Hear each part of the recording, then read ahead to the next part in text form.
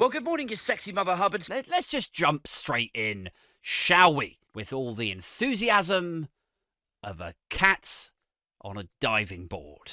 It's time! It's time for an alternative paper review. The Boojess Bits of the Week, Monday. The Telegraph are worried that the majority of private schools will probably raise their fees if or when Labour bring in VAT.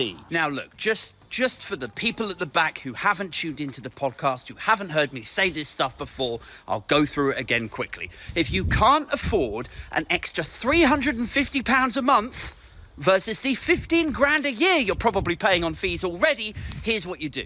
You go up to the headmaster's office, you knock on the door, and you say, please, oh please, can my son stay here for free? Because they're charities, aren't they? These private schools, they're just charities. The second option you have, if you can't afford an extra £350 a month, guys, I'll give you the same advice that Rishi Sunak gave me when my mortgage doubled. Ready? Hold your nerve. Finally, can we stop pretending that it's unfair putting VAT on private school fees? If you're paying for the education of your son or daughter to lift them out of comprehensive like normal state school education, that is a luxury premium product and is absolutely within scope of a value-added tax. And lastly, if you're going to rant about what is or is not fair, like if you're going to grandstand about something, please, for God's sake, don't pretend that adding VAT onto private school fees is somehow unfair, when the thing that you're paying for is privilege. You sound ridiculous. Tuesday. Meanwhile, over in The Guardian, Israel isolated after UN Security Council demands a Gaza ceasefire. Which, look, I'm supportive of this. I think it's the right thing to do. It's very confusing that they haven't demanded this up until now. Or maybe they did, but nobody listened. I'm not sure. Like, why is this happening now? Do they have a number, a sort of threshold that they're willing to accept the number of dead civilians up until it hits it? You know, somebody in a UN drone thing is counting the number of body plots that they're burying. Finally, it hits 50,000. And they're like, ding, ding, ding. Okay, right, we've hit it, guys. We've hit it. Now, it's unacceptable. Now, we have to do something. Before, when it was 49,999, before it was just, we gave it a 12A rating then, yeah. I mean, here's my question for you guys. How long do you think it's going to be until somebody calls the UN Security Council anti-Semitic? I mean, like, I'm not laughing at the conflict and the horrors that we're seeing, but it's ridiculous. Like, the geopolitical era that we're living in, and indeed the domestic political period that we're living in, where you cannot criticize the Israeli state, Israel as a military entity, without being boxed up and dismissed as though you are personally anti-Semitic. Like, you could literally be like, guys, I don't know if I'm totally on board with this whole, massacring huge groups of people based largely on their ethnic identity. And somebody will jump straight in your comments like, starting to sound a bit Hitlery there, Aid. Like, did you even hear what I said? Yeah. Go on then. Say it back to me. Repeat back to me what I said. All right. Blah, blah, blah, blah, blah. I'm a fucking idiot. Well, yeah, that's fair enough, I suppose. To the Mail today. Clapham chemical attacker a silent fiasco. Says judge doubted his account. He failed questions on Christianity and was a convicted sex offender, but Afghan was still allowed to stay as a convert. Which, look, you know how whenever there's an Islamist terror event, the majority of these attacks are always done by recent converts to Islam. So there's always that narrative weaved like, well, who radicalized them? Who exposed them to this kind of thinking? You know, you'll get news reports like Abu Muhammad Akhtar al-Shabaab, previously known as John Stevens, that he was exposed to this way of thinking. Anyway, we think he died in the explosion. Like, I want to see the Mail, the Express, the Telegraph, the mediums of tedium, right? I want to see them come out with the same stuff now for this guy. Like, oh, he seemed like a normal guy back in Kabul, but then he got involved in this Christianity stuff, and look what happened. Should we go in on Lawrence Fox first? So, Lawrence Fox, well, he has taken to Twitter. Once again, he says, this is what a very wealthy woman is asking a court for me to pay to her tomorrow. And he says, no men have this platform. It is the last bit of everything I saved. I paid £16,000 to see my boys last month. 16 grand, guys. That is a lot. I mean, here's what I hope is true, right, with this. I hope that even his sons hate him. I hope that even his kids see him on the news and they follow him on X and they're like, oh no, Dad, rein it in. And then when he's like, can I see you next weekend? Can I see you like on the 24th or whatever? They're like, oh, they look at each other. They're like, do you like Dad? No. Do you? No, me either. How can we square this a little bit? How do we make money? If Dad wants to see us, Mum, if Dad wants to see us, 8 grand each. Yeah.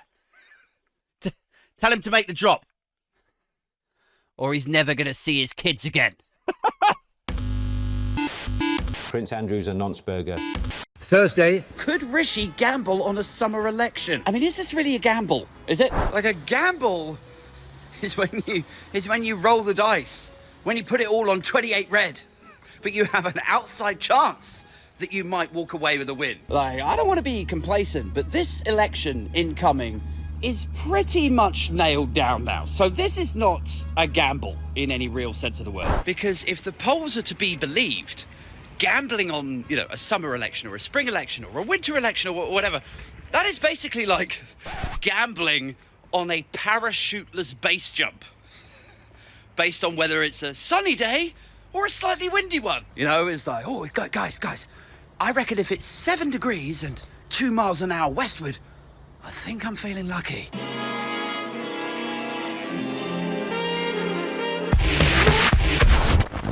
Friday, motherfuckers. Anyway, Lee Anderson has been bubbling up, as I say, on my feed again. Bubbling up like a literal cauldron of Thames water waste. Just bubbling away there. This time he's raging against... What's he raging against this week? What's his vibe? He's raging against Ramadan lights down Oxford Street. That's his... Of all the things to be upset about.